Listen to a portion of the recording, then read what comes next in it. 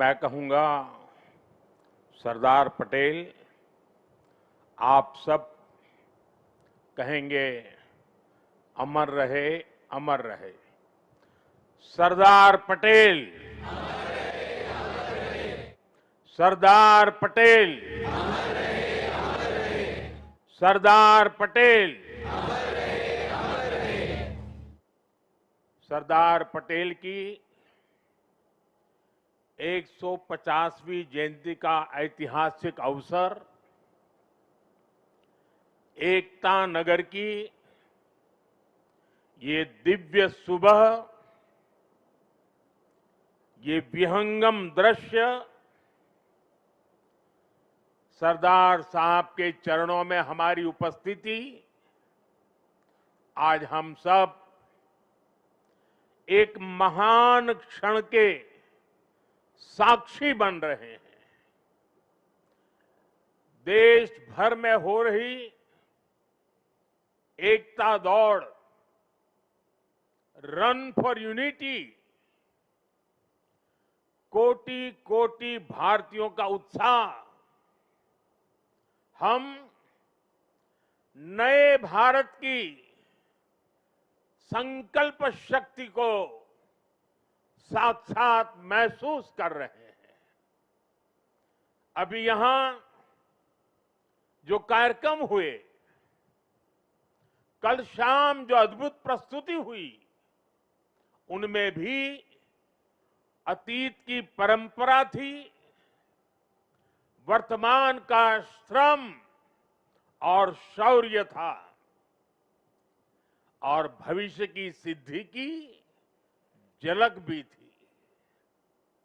सरदार साहब की 150वीं जयंती के उपलक्ष्य में स्मृति सिक्का और विशेष डाक टिकट भी जारी किया गया है। मैं सभी 140 करोड़ देशवासियों को सरदार साहब की जयंती की, राष्ट्रीय एकता दिवस की बहुत बहुत बधाई देता हूं, अनेक अनेक शुभकामनाएं देता हूं। साथियों, सरदार पटेल मानते थे कि इतिहास लिखने में समय नहीं गंवाना चाहिए, हमें तो इतिहास बनाने के लिए मेहनत करनी चाहिए। उनकी ये भावना हमें उनकी जीवन गाथा में दिखाई देती है। सरदार साहब ने जो नीतियां बनाई, जो निर्णय लिए, उन्होंने नया इतिहास रचा, नया इतिहास बनाया। आजादी के बाद 550 से ज्यादा रियासतों को एक साथ जोड़ने का असंभव कार्य को उन्होंने संभव करके दिखा दिया। एक भारत श्रेष्ठ भारत का विचार उनके लिए सर्वोपरि था। इसलिए आज सरदार पटेल की जयंती का दिन स्वाभाविक रूप से राष्ट्रीय एकता का महापर्व बन गया है। जिस तरह हम 140 करोड़ देशवासी 15 अगस्त को स्वतंत्रता दिवस मनाते हैं, 26 जनवरी को गणतंत्र दिवस मनाते हैं, वैसे ही एकता दिवस का महत्व हमारे लिए प्रेरणा की पल है, गर्व की पल है। आज करोड़ों लोगों ने एकता की शपथ ली है। हमने संकल्प लिया है कि हम ऐसे कार्यों को बढ़ावा देंगे जो देश की एकता को मजबूती दें। यहां एकता नगर में ही एकता मॉल, एकता गार्डन, एकता के सूत्र को सशक्त करते दिखते हैं। साथियों, हर ऐसी बात जो देश की एकता को कमजोर करती है, हर देशवासी को उससे दूर रहना है। ये राष्ट्रीय कर्तव्य है। ये सरदार साहब को सच्ची श्रद्धांजलि है। यही आज देश की जरूरत है। यही आज एकता दिवस का हर भारतीय के लिए संदेश भी है, संकल्प भी है।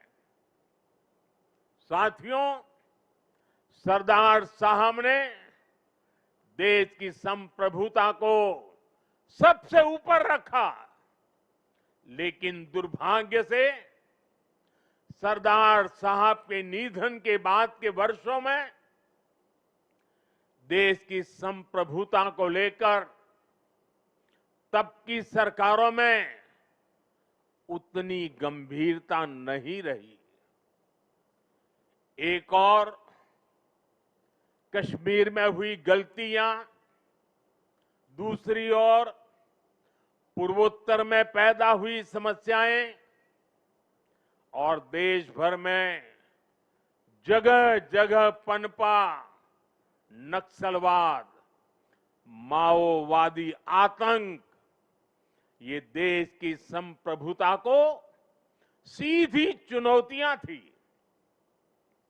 लेकिन उस दौर की सरकारों ने सरदार साहब की नीतियों पर चलने की जगह रीढ़ विहीन रवैये को चुना। इसका परिणाम देश ने हिंसा और रक्तपात के रूप में झेला। साथियों, आज की युवा पीढ़ी में बहुत से लोगों को पता नहीं होगा, सरदार साहब चाहते थे जैसे उन्होंने बाकी रियासतों का विलय किया, वैसे ही पूरे कश्मीर का विलय हो। लेकिन नेहरू जी ने उनकी वो इच्छा पूरी नहीं होने दी। कश्मीर को अलग संविधान और अलग निशान से बांट दिया गया। साथियों, कश्मीर पर कांग्रेस ने जो गलती की थी, उसकी आग में देश दशकों तक जलता रहा।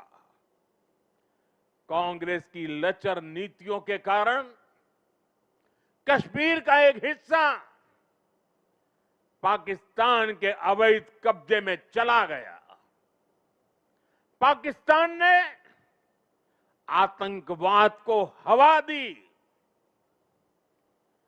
State sponsored terrorism.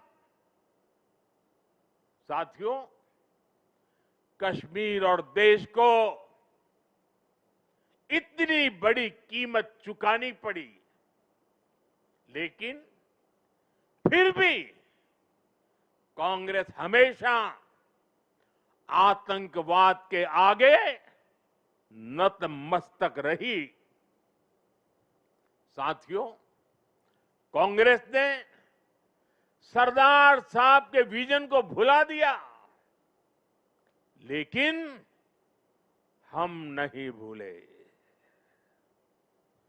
2014 के बाद देश ने एक बार फिर उनकी प्रेरणा से भरी फौलादी इच्छा शक्ति को देखा है। आज कश्मीर आर्टिकल 370 की जंजीरों को तोड़कर पूरी तरह मुख्य धारा से जुड़ चुका है। आज पाकिस्तान और आतंक के आकाओं को भी पता चला है कि भारत की असली ताकत क्या है। ऑपरेशन सिंदूर में पूरी दुनिया ने देखा है, आज अगर कोई भारत पर आंख उठाता है तो भारत घर में घुसकर मारता है।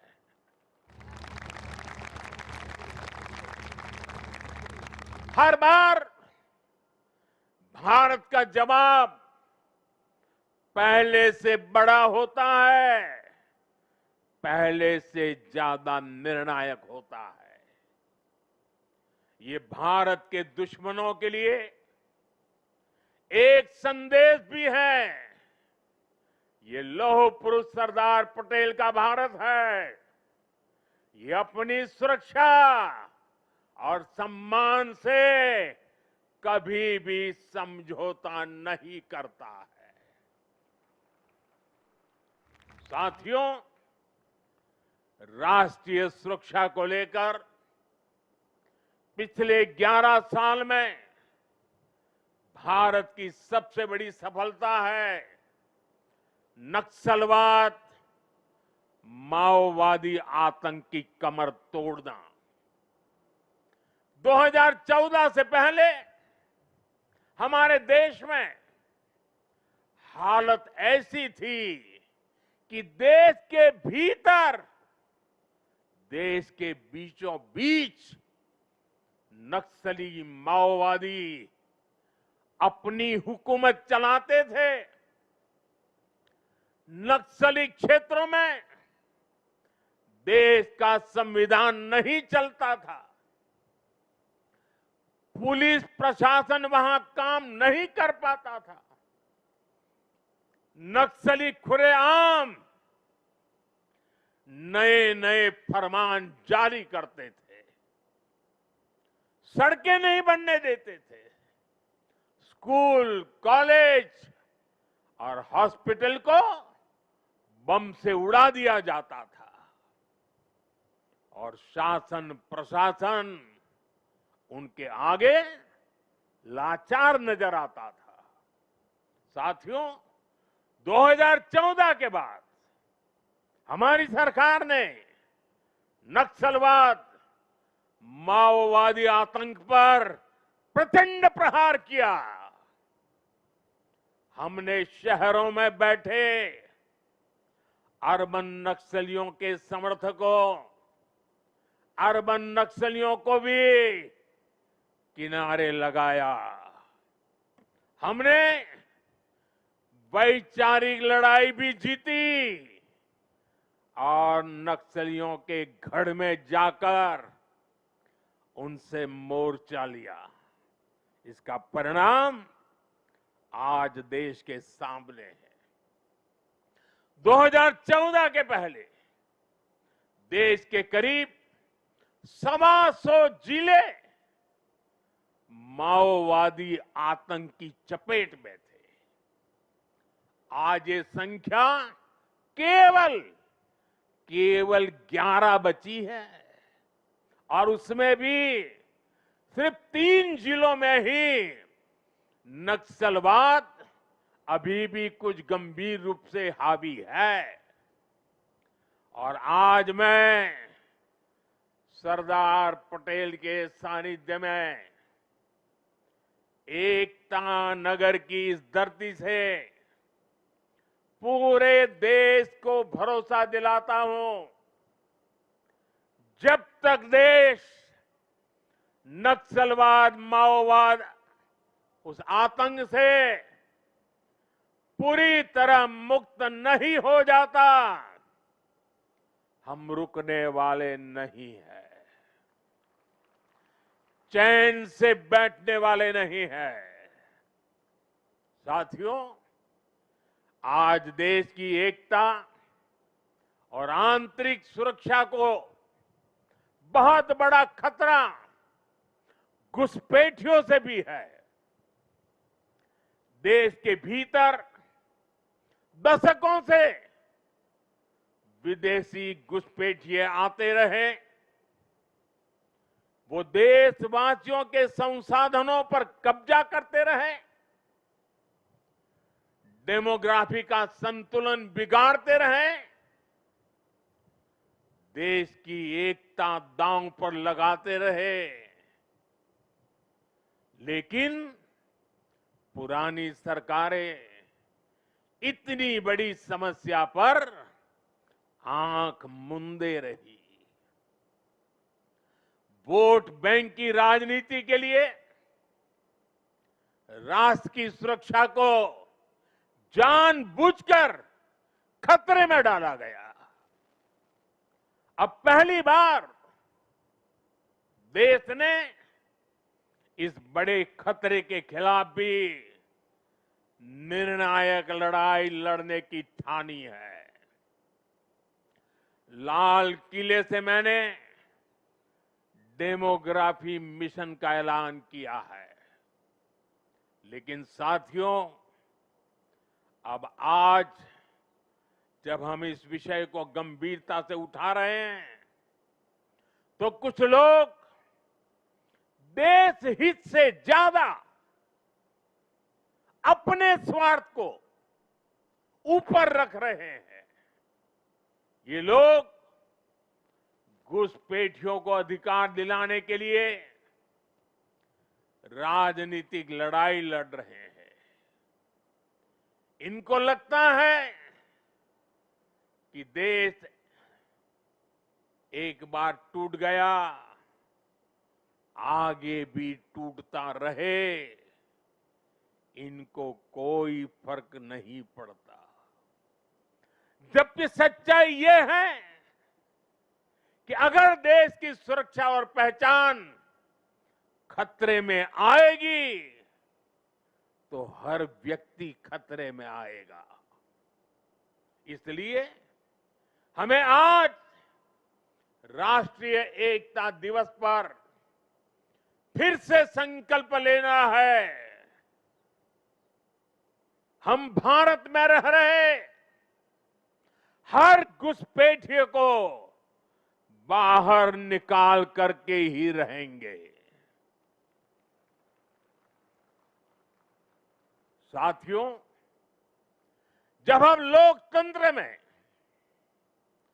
राष्ट्रीय एकता की बात करते हैं, तो इसका एक स्वरूप ये भी है कि हम विचारों की विविधता का सम्मान करें। लोकतंत्र में मतभेद स्वीकार्य है, मनभेद नहीं होना चाहिए। लेकिन विडंबना देखिए, आजादी के बाद जिन लोगों को देश ने दायित्व सौंपा, उन्हीं लोगों ने वी द पीपल की स्पिरिट की हत्या करने का प्रयास किया। उन्होंने अपनी सोच और विचारधारा से अलग हर व्यक्ति और संगठन का तिरस्कार किया, उसे डिस्क्रेडिट करने की कोशिश की। देश में राजनैतिक छुआछूत को एक कल्चर बना दिया गया था। हम सभी को पता है, कांग्रेस सरकारों में सरदार पटेल और उनकी लेगेसी के साथ क्या क्या हुआ है। इन लोगों ने बाबा साहब आंबेडकर के साथ जीते जी और उनके जाने के बाद भी क्या किया, नेताजी सुभाष चंद्र के साथ क्या किया, डॉक्टर लोहिया और जयप्रकाश नारायण जैसे लोगों के साथ भी कांग्रेस ने यही किया। इस साल राष्ट्रीय स्वयंसेवक संघ के आरएसएस के 100 वर्ष पूरे हुए हैं।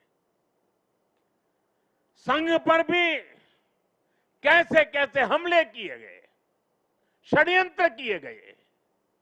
एक पार्टी एक परिवार के बाहर हर व्यक्ति और हर विचार को अछूत बनाने की भरसक कोशिश हुई।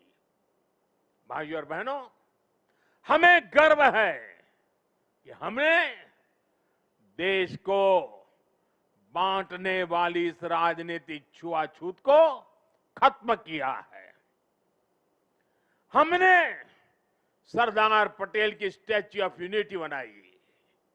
हमने बाबा साहब के पंच तीर्थ बनवाए। दिल्ली में बाबा साहब का घर, उनका महापरिनिर्वाण स्थल कांग्रेस के दौर में उपेक्षा की वजह से दुर्दशा का शिकार था। हमने उस पवित्र स्थल को ऐतिहासिक मेमोरियल में बदला है। कांग्रेस के समय में सिर्फ एक पूर्व प्रधानमंत्री के नाम पर म्यूजियम था।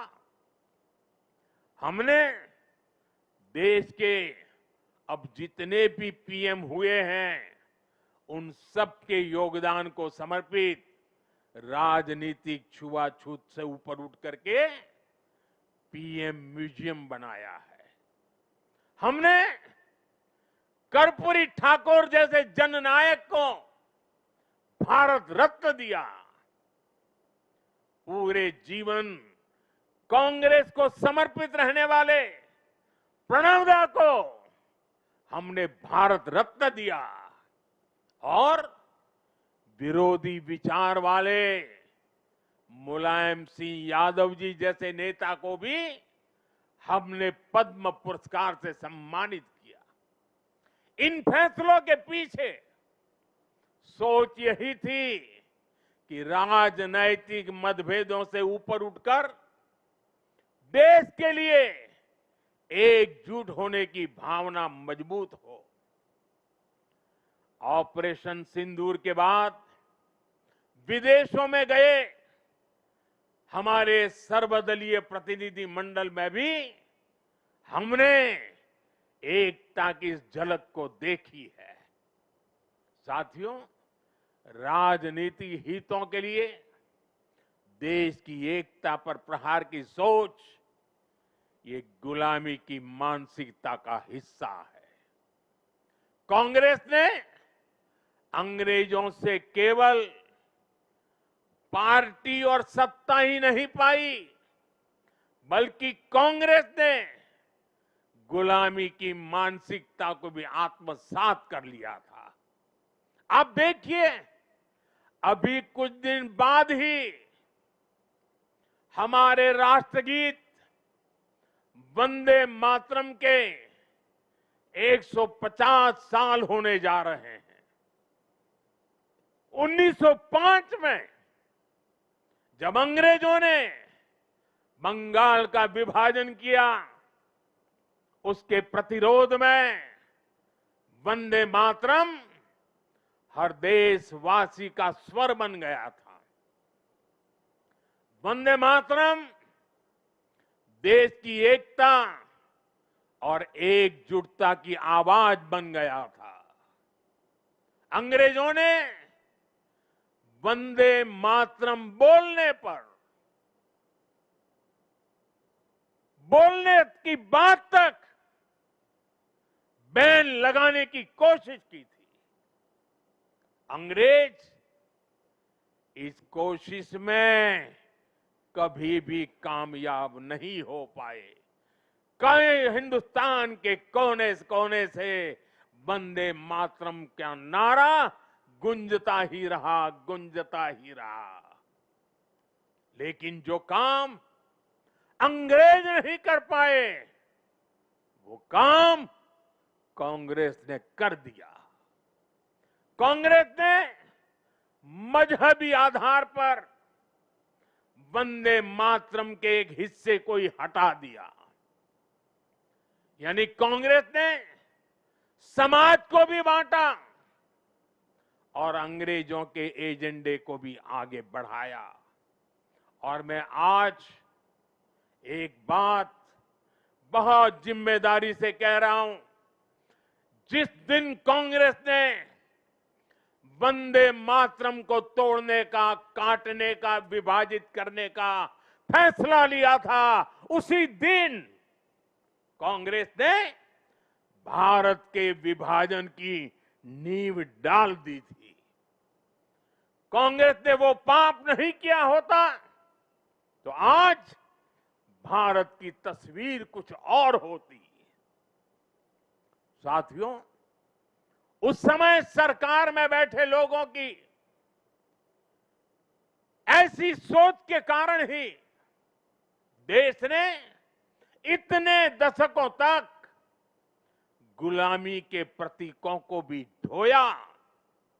आप याद करिए, हमारी नेवी के झंडे से गुलामी का निशाना, गुलामी का निशान तब उतरा जब आपने हमें देश की सेवा करने का अवसर दिया, हमारी सरकार आई। राजपथ कर्तव्य पथ तब बना जब हमने ये बदलाव किया।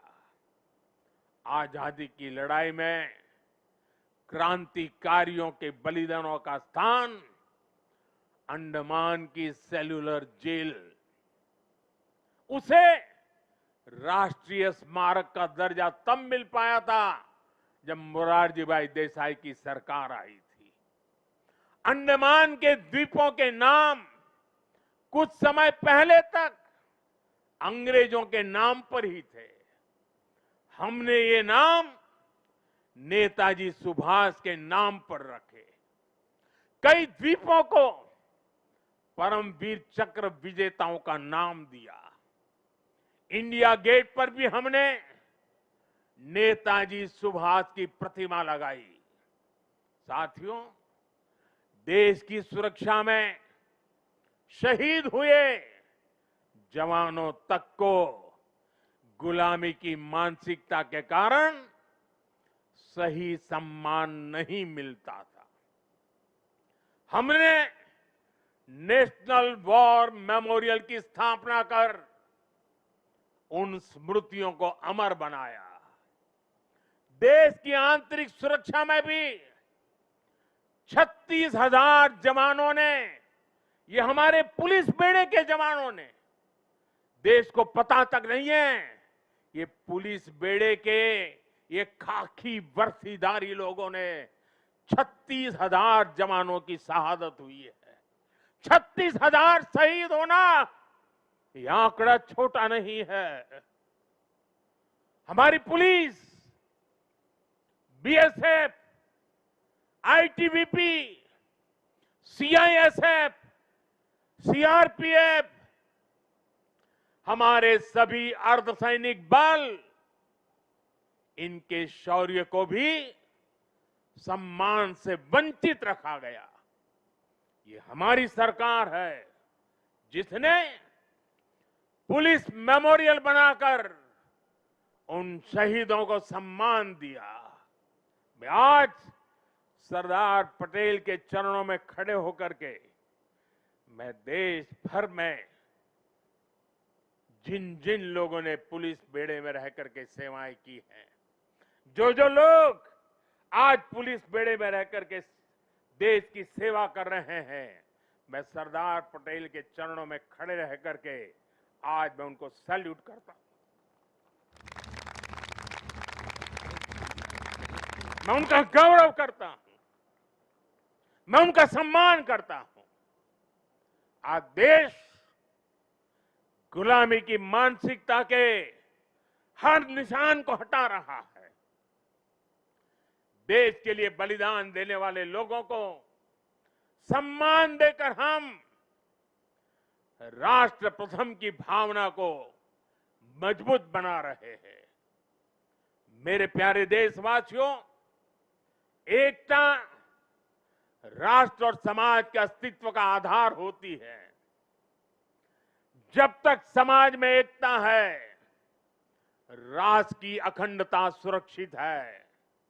इसलिए विकसित भारत के लक्ष्य तक पहुंचने के लिए हमें देश की एकता तोड़ने वाले हर षड्यंत्र को विफल बनाना होगा, एकता की ताकत से विफल बनाना होगा। इसलिए आज देश राष्ट्रीय एकता के हर मोर्चे पर निरंतर काम कर रहा है। भारत की एकता के इस अनुष्ठान के 4 आधार स्तंभ हैं। एकता का पहला स्तंभ है सांस्कृतिक एकता। ये भारत की संस्कृति है जिसने हजारों वर्षों से राजनैतिक हालातों से अलग भारत को एक राष्ट्र के रूप में अमर रखा है। हमारे 12 ज्योतिर्लिंग, 7 पुरियां, 4 धाम, 50 से अधिक शक्तिपीठ, तीर्थ यात्राओं की परंपरा, ये वो प्राण ऊर्जा है जो भारत को एक चैतन्य राष्ट्र बनाती है। इसी परंपरा को आज हम सौराष्ट्र तमिल संगमम और काशी तमिल संगमम जैसे आयोजनों के जरिए आगे बढ़ा रहे हैं। हम अंतर्राष्ट्रीय योग दिवस के जरिए भारत के महान योग विज्ञान को नई पहचान दिला रहे हैं। हमारा योग आज लोगों को जोड़ने का माध्यम बन रहा है। साथियों, हमारी एकता का दूसरा स्तंभ है भाषाई एकता। भारत की सैकड़ों भाषाएं और डायलेक्ट्स, बोलियां, ये भारत की खुली और रचनात्मक सोच का प्रतीक है। क्योंकि हमारे यहां किसी समाज ने, सत्ता ने या संप्रदाय ने कभी भी भाषा को अपना हथियार नहीं बनाया। एक भाषा को थोपने का प्रयास नहीं हुआ। तभी भारत भाषाई विविधता की दृष्टि से विश्व का इतना समृद्ध राष्ट्र बना है। हमारी भाषाओं ने संगीत के अलग अलग सुरों की तरह हमारी पहचान को सशक्त बनाया है। इसलिए साथियों, हम हर भाषा को राष्ट्रीय भाषा मानते हैं। हम गर्व से कहते हैं कि भारत के पास तमिल जैसी दुनिया की सबसे पुरानी भाषा है और हमें इसका गर्व है। हमारे पास संस्कृत जैसी ज्ञान की धरोहर है। इसी तरह हर भारतीय भाषा की अपनी खूबी है, अपनी साहित्यिक और सांस्कृतिक पूंजी है। हम हर भारतीय भाषा को प्रमोट कर रहे हैं। हम चाहते हैं कि हिंदुस्तान के बच्चे अपनी मातृभाषा में पढ़ाई करें और आगे बढ़े। भारत के लोग देश की दूसरी भाषाओं को भी जानें, उनसे सीखें। भाषाएं हमारी एकता की सूत्रधार बने। और ये एक दिन का काम नहीं है, ये निरंतर चलने वाला काम है, जिसकी जिम्मेदारी हम सबको मिलकर के उठानी है। साथियों, हमारी एकता का तीसरा स्तंभ है भेदभाव मुक्त विकास। क्योंकि गरीबी और भेदभाव ही सामाजिक ताने बाने की सबसे बड़ी कमजोरी होते हैं। देश के दुश्मनों ने हमेशा इन कमजोरियों का इस्तेमाल किया है। इसलिए सरदार साहब गरीबी के खिलाफ देश के लिए दीर्घकालिक योजना पर काम करना चाहते थे। सरदार पटेल ने एक बार कहा था कि अगर भारत को आजादी 1947 के बजाय उससे भी 10 साल पहले मिल गई होती तो भारत 1947 तक भारत खाद्यान्न की कमी के संकट से मुक्त हो चुका होता।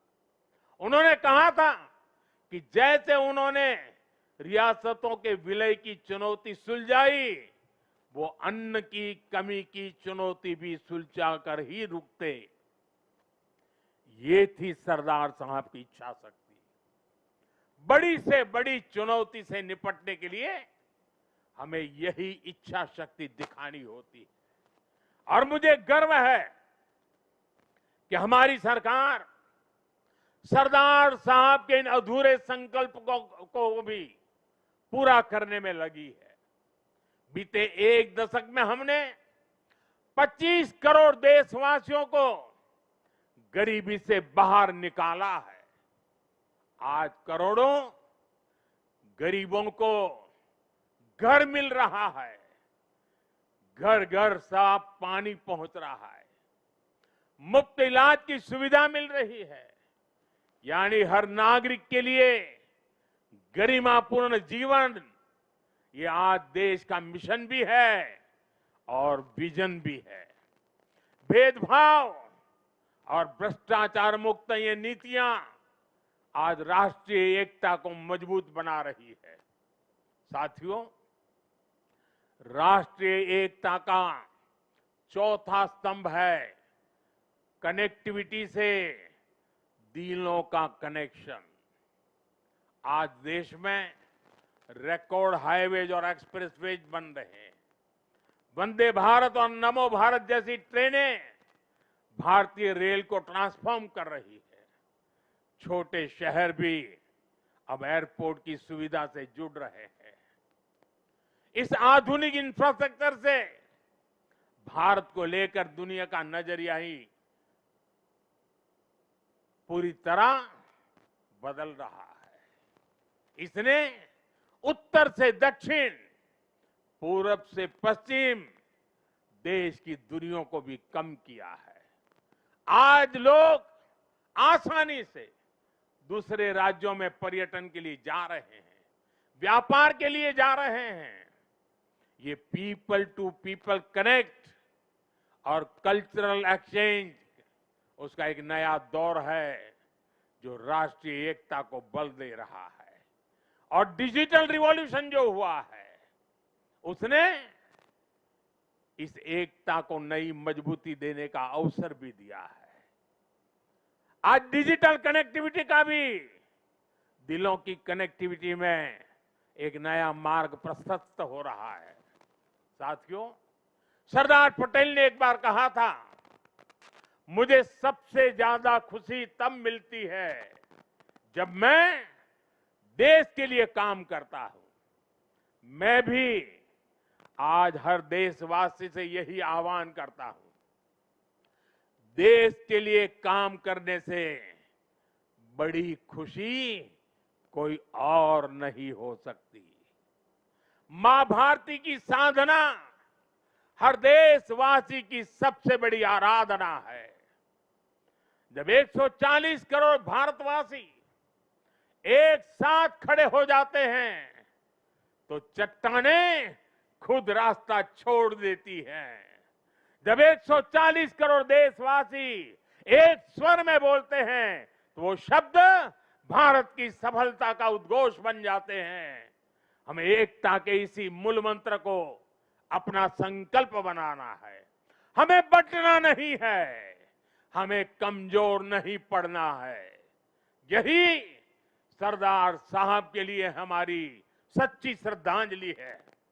मुझे विश्वास है हम सब साथ मिलकर एक भारत श्रेष्ठ भारत के संकल्प को मजबूती देंगे। हम साथ मिलकर विकसित भारत और आत्मनिर्भर भारत के सपने को पूरा करेंगे। इसी भाव के साथ मैं एक बार फिर सरदार साहब के चरणों में श्रद्धांजलि देता हूं।